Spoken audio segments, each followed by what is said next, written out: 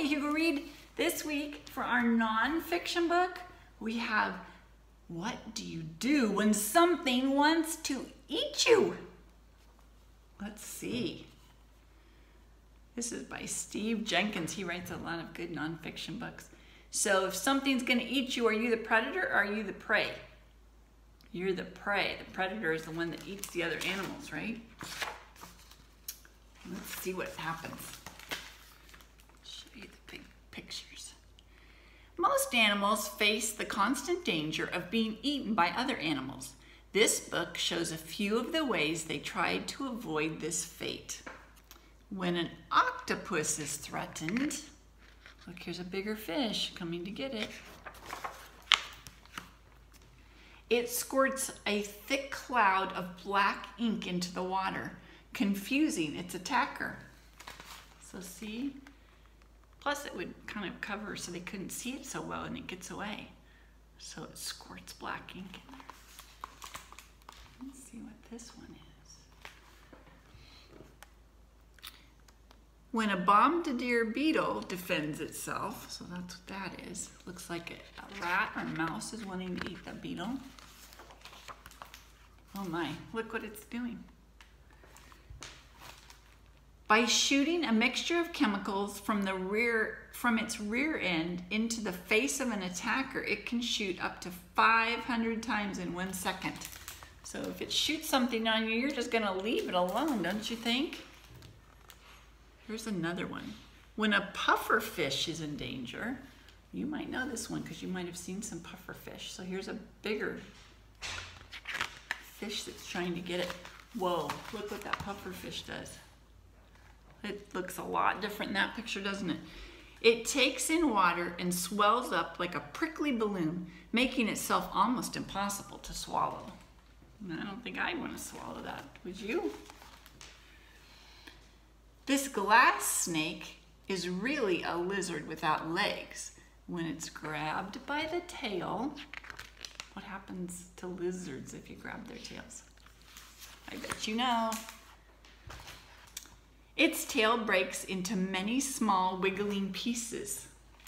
So that would make the predator not know what to go after, right? And it might be grabbing at some of those pieces and then the snake could get away. A pangolin protects itself. That's an animal I'm not familiar with. By rolling up into an armor-plated ball.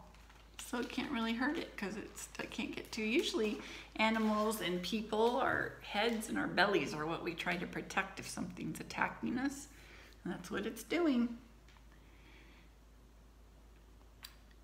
The basilic lizard is known in South Africa as the Jesus Christ lizard. It can escape its enemies. This will be interesting. By running across the surface of ponds and streams using its large feet and great speed to keep it from sinking in the water so it can walk on water. That's crazy.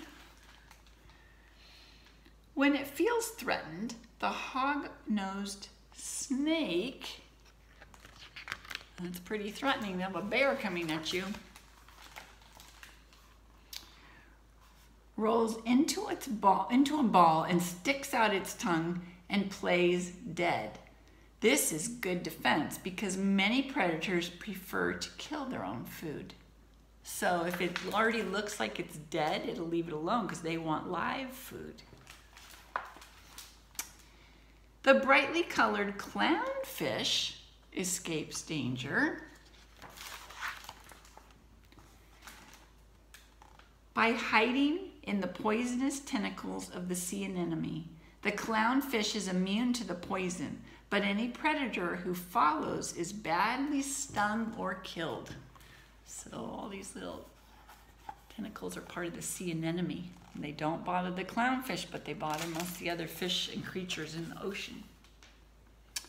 The hoverfly is a harmless insect without a sting, but it can protect itself from predators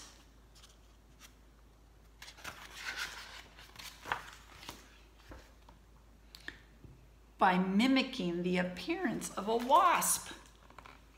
so they think it's a wasp instead. The gliding frog lives in trees in the forests of Asia and can escape its predators by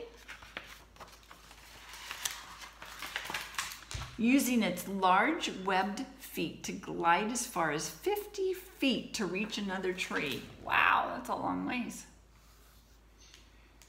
When it spreads its wings to fly, the silk moth reveals two large spots that look like eyes on its wings. These startle an attacker and give the silk moth time to escape. So if they just glance at that first, they think it's something bigger and it lets it get away. The Japanese leaf insect looks, what do you think they're going to say it looks like? What do you think?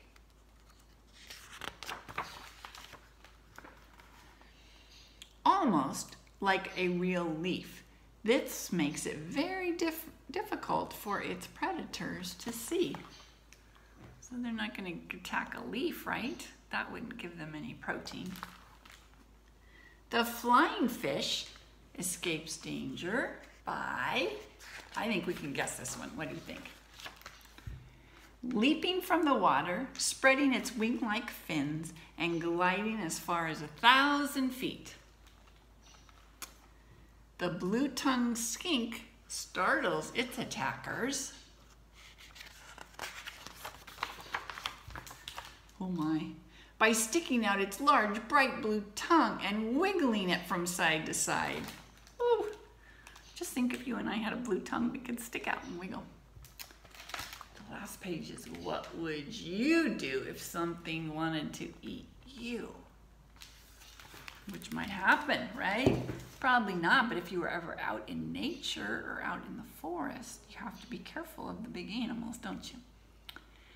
So I hope you enjoyed what to do if something wants to eat you. I'll see you next time. Bye.